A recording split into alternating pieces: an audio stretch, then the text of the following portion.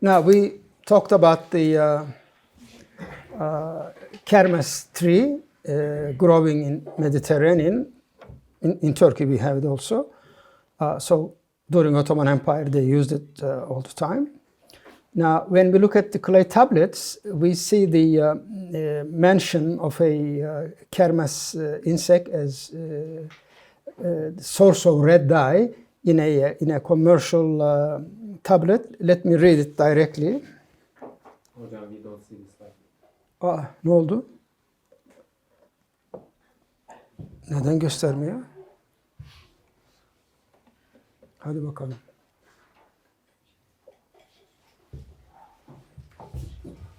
Direkt çıkardım taktım ya. Bir şey mi düşürdüm acaba? Hay Allah ya. Ha? Ha, projektör mü gitti? Kumanda oradaysa fotoğrafını söyle. Ha, burada galiba. Tamam. Of başka bir şeymiş. Yok, bu alakası yokmuş. Başka şuradan mı? Diğer başka. Ha? Başka kumanda var mı? Göremiyorum. Buraya bırakıyordu Cengiz ama. Allah Allah. Ha, şuradaymış ya. Hay Allah, benim kabahatim.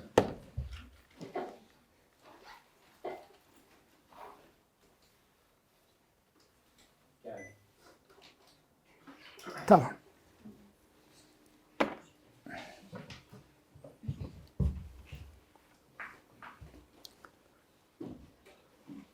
It says, one woman of the palace for the 5 talents of copper.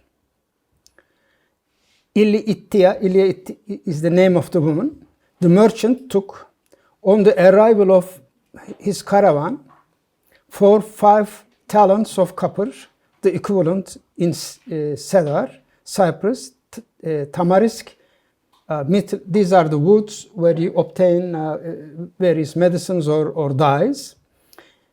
There is a unreadable section, and then it says, in blue and red wool and rouge, allık ya da rouge, extracted from worms of kermes, Ilya in the palace of Taya deliver, seal of Itya the merchant. İşte kadın bir tüccar var, onun nedir o? Elindeki malzemenin listesi. So it is the list of the materials that the lady merchant carried. Of course, when you read the clay tablets, even if you understand Sumerian language, there are no commas or sentences. It just continuously they talk.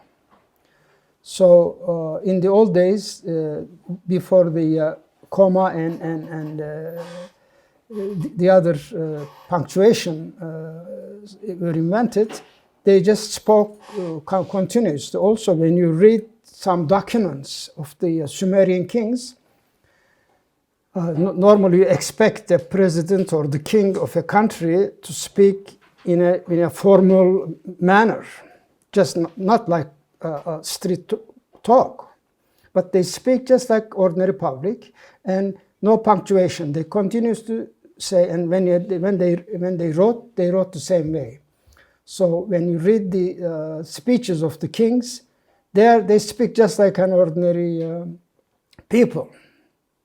So I mentioned probably that, for instance, there is a clay tablet. I think I mentioned to you that there was a coup against the Hittite king, and his sister's son or his nephew, and some of the generals, some of the mayors, some of the congressmen, senators were involved in the coup, and he forgave all the men.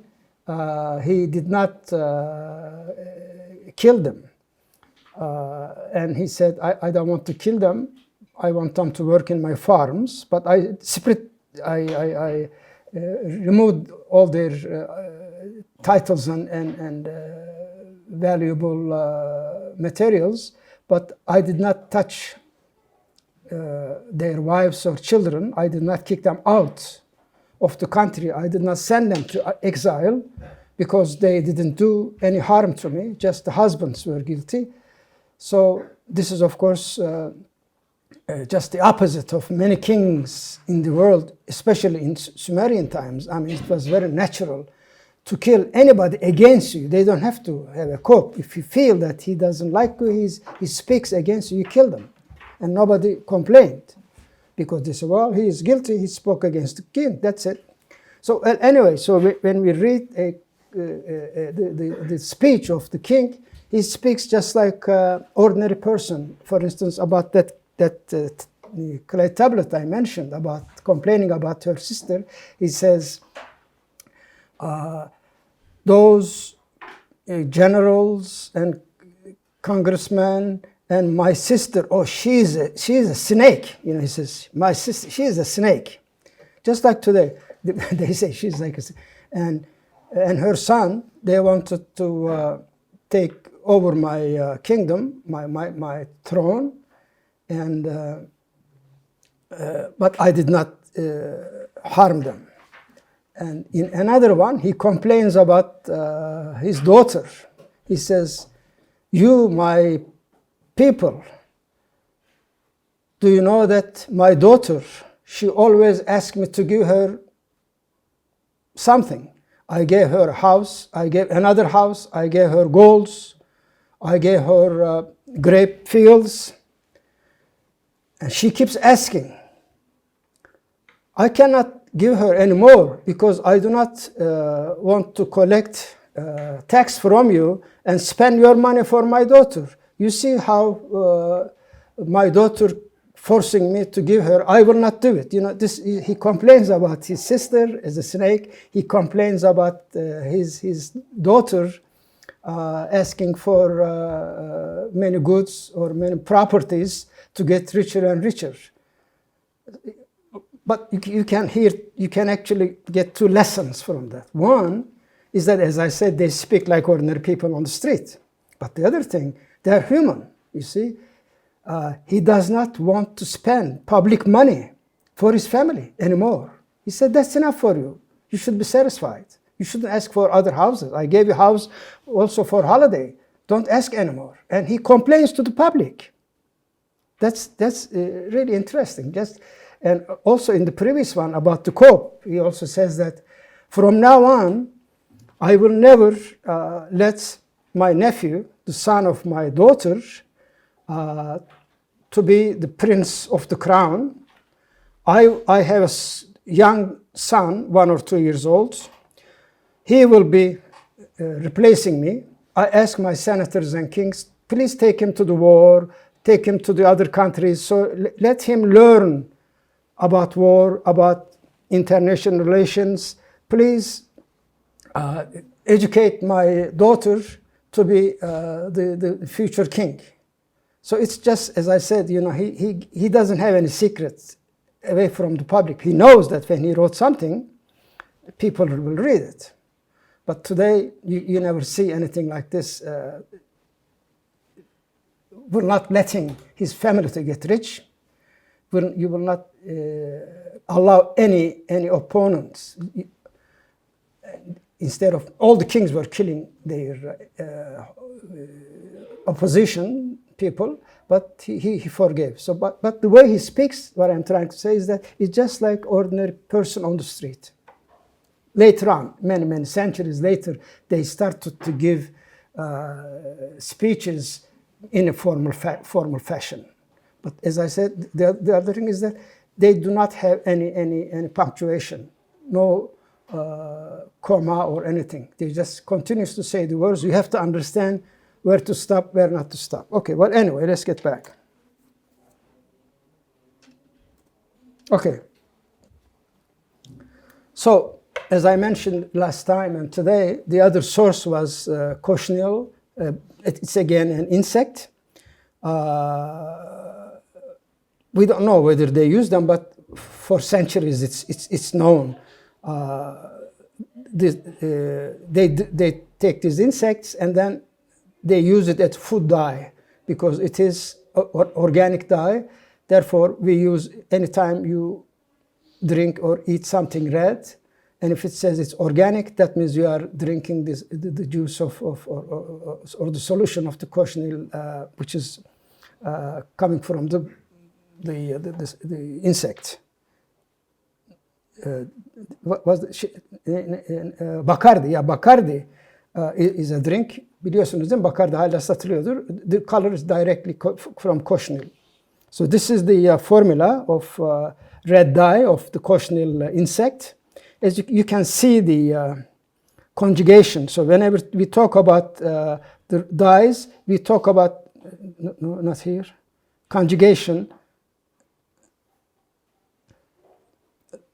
We have single bond, double bond, single bond, double bond. Then these kind of organic compounds are colored. Now, in the world, there was a red color, which was called Turkey dye, not Turkish dye, but for somehow they called it Turkey red. It is from the medar. It's kind of a bush or çalı. It grows in many places in Turkey. We don't know, again, if Sumerians used medar, the plant, for red dye. In our carpets, we always use this medar red, and in Turkish they call it kök boya. When they say kök boya, they are talking about this red dye of medar. Sometimes they call dil kanatan, and this red became very famous in all over Europe, and it was called Turkey red. Now, let's get back to the most interesting dye, which is purple dye from the snail. Sumerians knew it because they had access to Mediterranean and Aegean Sea. Their merchants were moving to south, to north, to east, west, everywhere. So they were bringing things and selling. So it's obvious that they used this to dye purple, and we know that they knew it since 1800 BC, and they named it Sigzaginna, which is the purple dye. But there is another dye, that's Murex branderis, and there is another one called Murex turculus. Now, when we talk about the real and popular purple dye, it's Murex brandaris. The other one gives a little pale purple. Two kinds of snails.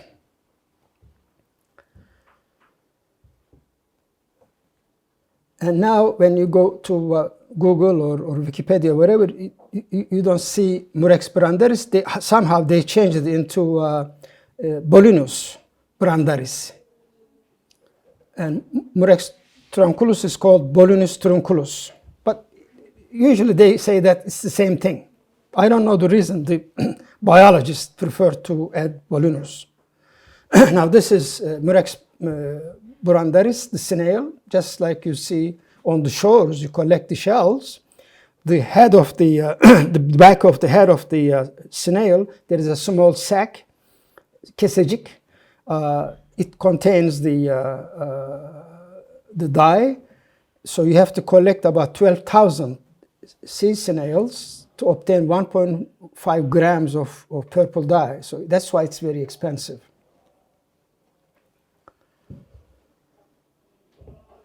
So when we look at the Sumerian documents, or look at the people who still use probably in various countries, the way that the Sumerians obtained the purple dye is very similar to the procedure that they use today. So when you remove that, you don't use the entire snail body out of the shell. You just use the sac in the back.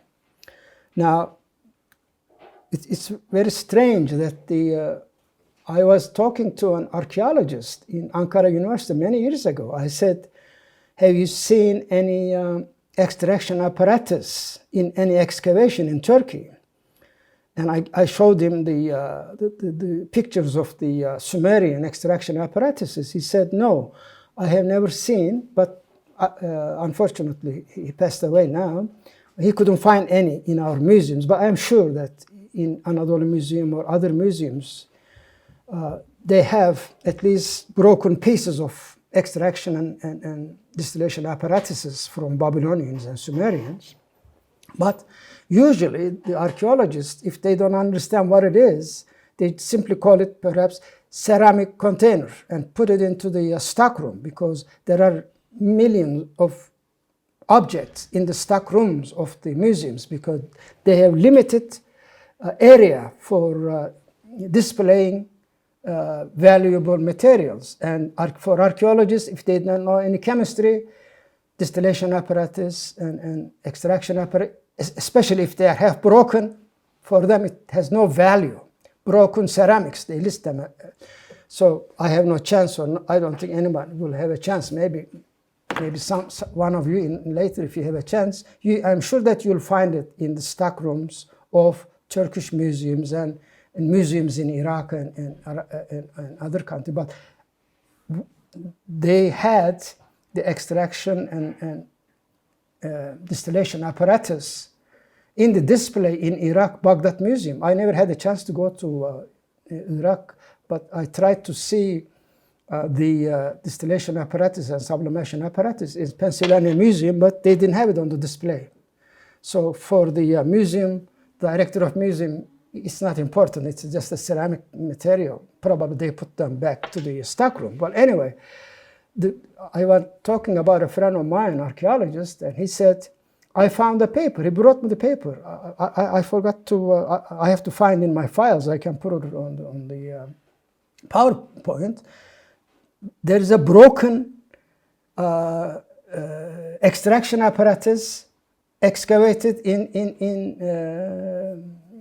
Greece, but they don't know what it is. They just call it broken ceramic piece. It's exactly, they have the drawing. I didn't see the real picture, but they have the archaeologists, they draw when they collect something, right? So they have the drawing with the hole, two rims and the hole, but it's a small part of extraction. And the funny thing is that they say, we found this broken ceramic next to some sea snails. So the archaeologists, they have no idea about chemistry. So if you or any smart chemist could see it, they say, well, this is extraction apparatus. This is the source of purple dye. But they mention, they say, there were many shells of sea snails next to this ceramic, and that's finished. That's all the record. So I'm sure that, as I said, we have in the stock rooms of our museums, but I never had a chance to see it. Maybe in future somebody will discover that it's there. Okay, well, anyway, so what they do is that this creamy liquid, it smells just like garlic, slightly like garlic. And when they mixed it with the fabric and exposed to the sun, first it turns to green, and then to red, and then deep purple. Now, purple, red, and green, blue, green, they are all similar molecules, right? Red dye, blue dye, and purple dye, when you look at just position of the bromine, or presence or existence of bromine or not, the color just varies. Very simple chemistry. And then it turns into lilac or purple. Now, Sumerians, what they did was they salted the glands in the back of, they just removed the gland, the sac, and then they added salt, because when you add salt to a material, it just lets the liquid come out, because you have a membrane. If you have salt outside, no salt inside, the material passes from membrane, from this small sac or gland out, and then the salt tries to go in. If salt cannot go in, the other one. So to equilibrium, you have to have equal concentration on both sides of the membrane. That's equilibrium rule of equilibrium. So anytime you use salt, you extract juice from the organic material. Then the material comes out, and after a few hours, they let it to stay under the sun, so that probably a chemical change or conjugation will change. Then they add the dye to the container, and then they add the fabric into the solution, and they heat until they reach to the proper color that they desired. Now, I think I mentioned that Alexander the Great, when he began to conquer many countries, starting from Anatolia and Syria, and then Iraq and Jordan, whatever, and also finally he reached to Iran. His main goal was to conquer Iran, because Persian Empire was one of the biggest empires in the world at that time. Because before Roman Empire, before Alexander the Great, the first empire around us was the Persian Empire. They conquered Anatolia, they conquered north of countries in the north of Anatolia and also south of Anatolia. They were the biggest empire in the world. So they were always planning to capture the king of Greece and invade Greece, but they tried it several times, but they couldn't. Because it's not easy. Just think that in those days, you will start to send your soldiers from Iran to Anatolia, go all the way through Anatolia, reach to the Aegean Sea. You need many soldiers, many sailors, and many warships. It's not easy. So logistics is very difficult. Probably that's why they couldn't succeed, not because Greeks, it was actually, as I mentioned before, in the old days, there was no country like Greece. There were small kingdoms, city kingdoms in Greece, like in Anatolia. Sparta was one of the big ones, and there were many other in Athens. Athens and Sparta were the most developed and most famous city kingdoms in Greece. Sparta was known to be the country of warriors. Athens was known to be the country of philosophers. But they didn't like each other. They always fought. So because of the disagreements between the small kingdoms, they couldn't protect their country against Iranian, but they were lucky that Iranians couldn't be successful to invade entire Greece. Alexander the Great was not a person or citizen of Athens or Sparta. He was not Greek. He's from Macedonia, Macedonian. He's Macedonian. So his father was the king of Macedonia, and his father was also planning to attack Iran and conquer Iran, Persia. But he died. But he was killed. You know the story of his father. He was stabbed by an assassin. Sometimes they say Alexander the Great was so anxious to be the king. He had some role in the assassination of his father, but we don't know, but that's a gossip. And anyway, so he was a very young man, and he decided to conquer Persia, but Macedonia was a small country. He didn't have enough soldiers, but he was a genius. So he came to Athens and Spartans. He discussed with them. He said, one of these days, the Persian king will invade your country, my country. We have to get together and attack him. And he convinced all the people in small kingdoms in Greece. Then he had a big army. All together, they attacked Persia. Otherwise, they had no chance. Then he was successful to invade. And then he was surprised, because always in Greece and Macedonia, they said that the Persians are barbarians. They have no education. They just attack. They have no education, no technology, nothing. They are just stupid like cavemen. But when he came to Persia, he saw that many philosophers, many inventions, books, beautiful palaces, technology is very developed, people are educated. He was shocked, and he stayed there for a long time. You know the story that he married the daughter of the Persian king and stayed there for a long time. So there, I think I told you before that the Persian king emperor had a purple suit, and of course the king was killed. Persian emperor was killed by two soldiers. O filmi seyrettiniz mi? Büyük İskender filmini?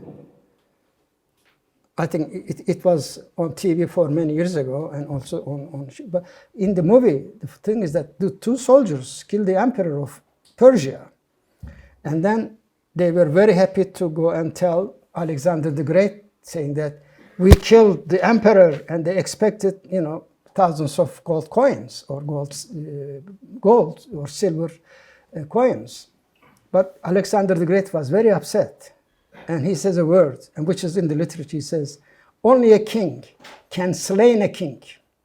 Sadece bir kral öldürebilir. And he gave them the 2 bags of gold. Immediately he killed both of the soldiers because he wanted to kill the emperor himself. Well, anyway, but when he reached to Persia, he was impressed, and when he saw the purple, he never saw in his life that, you know, there was a purple thing. Greeks didn't know at that time to produce the purple dye, probably, and he stayed there for a long time, and then he moved to the north of Africa, to Egypt, and then even to India. So we see that the emperor Alexander the Great carried all the philosophers because he was writing letters to Aristotle. Aristotle was writing letters to him. There are many letters back and forth. Alexander the Great asked some questions, and Aristotle answered and helped them, because when he educated Alexander, he taught not only mathematics or speech, the way of proper speech, he also taught him how to govern a country, how to conquer some other countries. He taught him politics. When you conquer, what you should do? Will you kill everybody, or you will try to gain the respect of the people? So he learned politics from Aristotle. So when he reached great success, in many cases he didn't know what to do, and he was asking questions to Aristotle. Well, anyway, so later on, we see that the Roman emperors were also using purple clothes, only the kings and the queens and the princes. So we see that Emperor Justinian in Byzantine, Istanbul, Istanbul was the capital city of Eastern Roman Empire. They used to wear purple dresses and coats. I'll show you some of the paintings. This is dibroma indigo. So it's indigo. If you have 2 bromine, it becomes purple. So that's why Sumerians couldn't distinguish purple, red, or blue, because they are very similar compounds. They didn't know chemistry, but depending on how you painted or how you dyed the material textile, sometimes it looked like blue, sometimes reddish blue, whatever. Well, anyway, here there is an experiment that they carried out, and from the different snails, they have different colors of the textile. You see, here they use this snail, they obtain this color. When they use this one, that color. When they use this one, so the purple varies. That's why probably Sumerians knew that you obtain the red dye from the snail, but maybe you had a mixture of snails, then you had different colors. So if you use the wrong snail, you produce not the purple that you desired. So this is an experimental study carried out, and this is the result of this archaeological experimental archaeology. Okay, now this is the clay tablet, which explains how the purple dye was prepared by the Sumerians, as we mentioned before. It's a clay tablet which dates back to 1500 BC. Now, I mentioned about Justinian, emperor, and his wife. Sorry, not his wife. His wife is in another drawing, probably a senator. He's wearing, but the other man wears white. The king wears purple.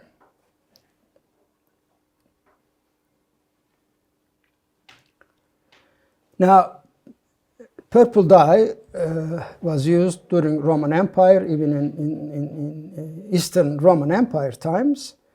But after a while, it was lost because there was a war, and people somehow lost the secret of obtaining purple dye after 1100 AD, 1100 AD.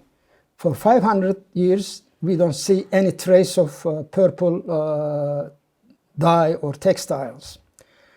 And then around 1683, a British man named John Edmonds, he rediscovered the secret of producing purple dye. So he wrote about it, and he was selling it. Of course, still it was very, very expensive.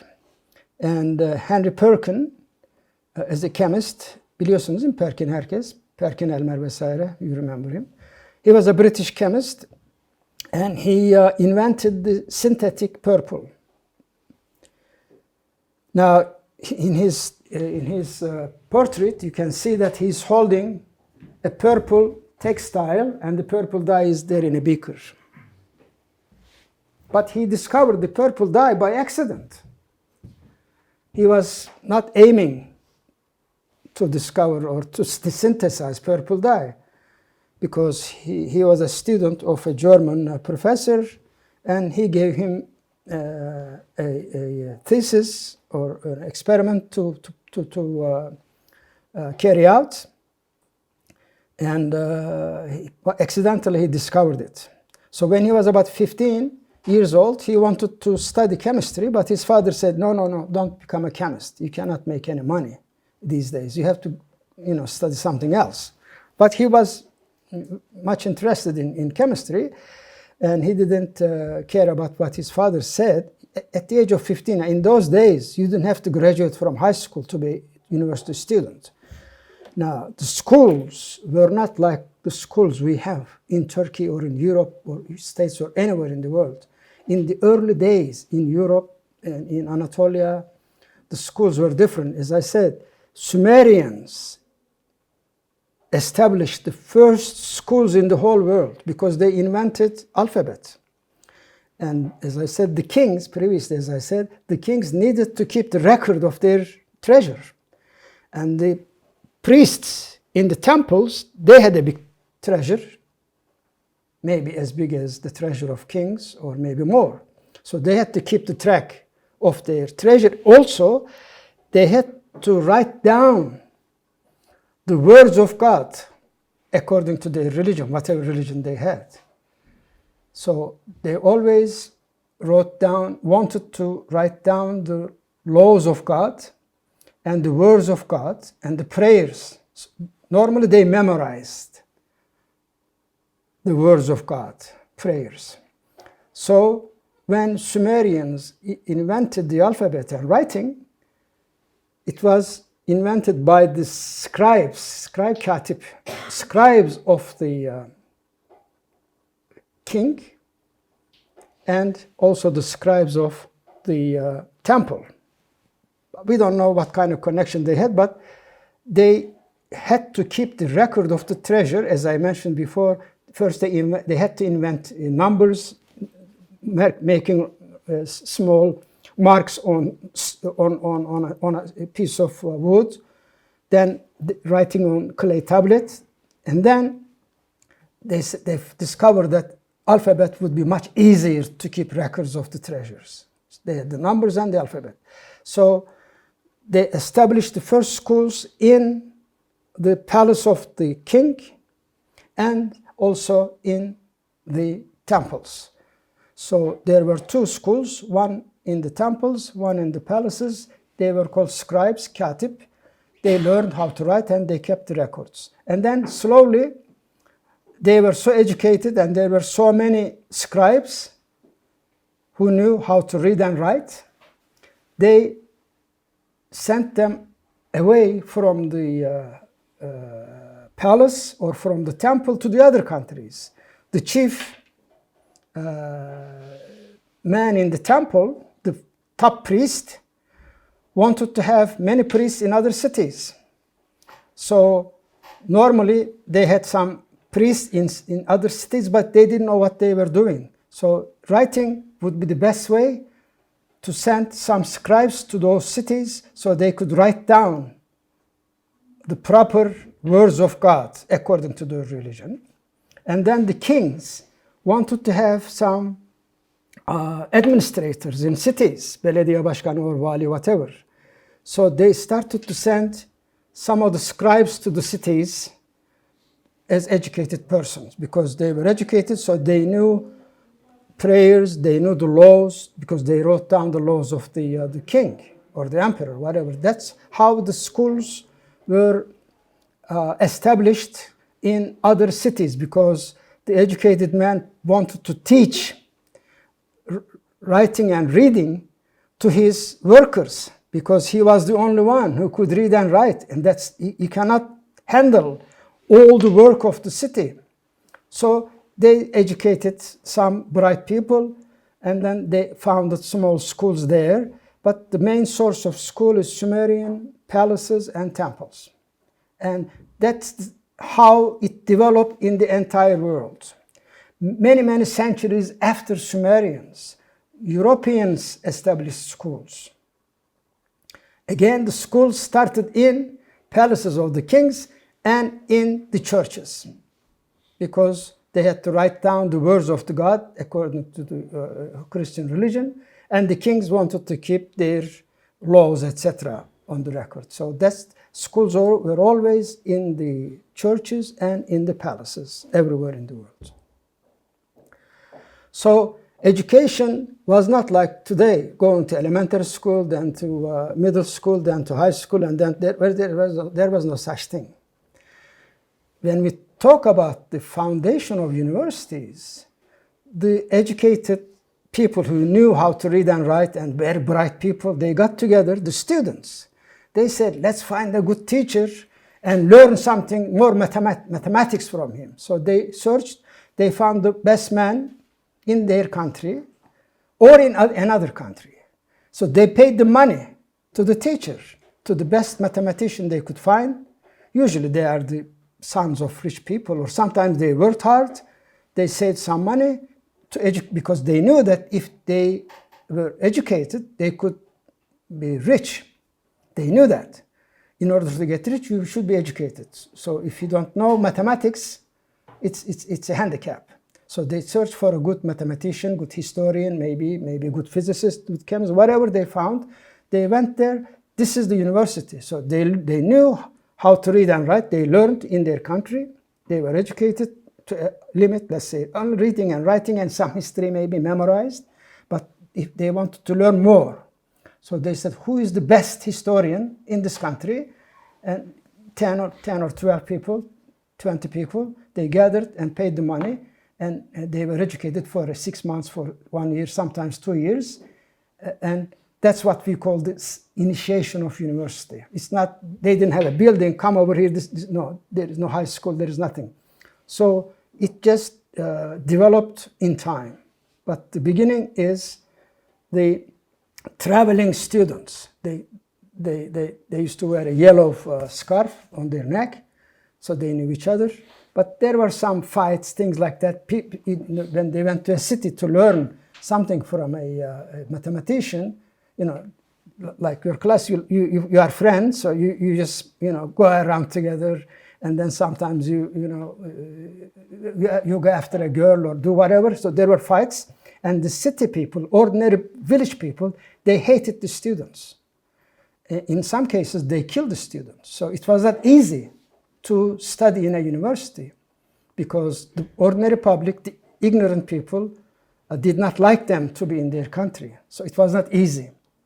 They had to find money, spent money for the teacher, and then they had to protect themselves from the attackers of the city villagers.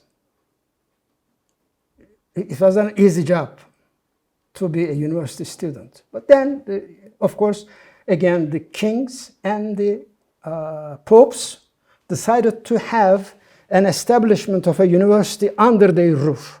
Then universities became an established institutions.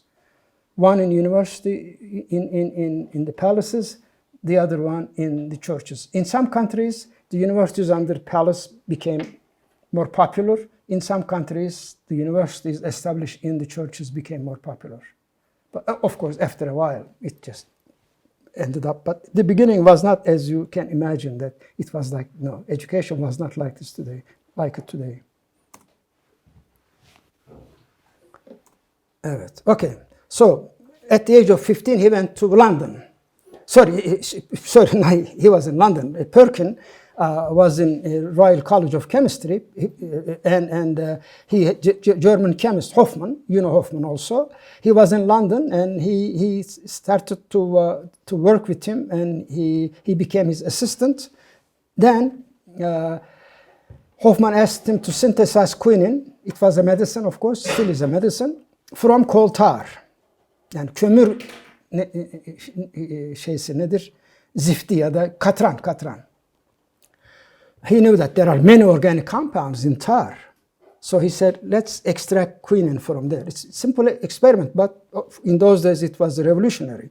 So when he worked with the reactions of aniline, and he obtained the strange materials, and he extracted it in the alcohol. And he looked at the alcohol solution, it was purple. He was surprised because but accidentally he obtained a purple solution, which is the most expensive, or was the most expensive dye in the world. And then he was smart enough to put a piece of silk, white silk, into the solution. He dyed the silk purple, and that's it. So he became the first chemist to become a millionaire because he sold dye everywhere.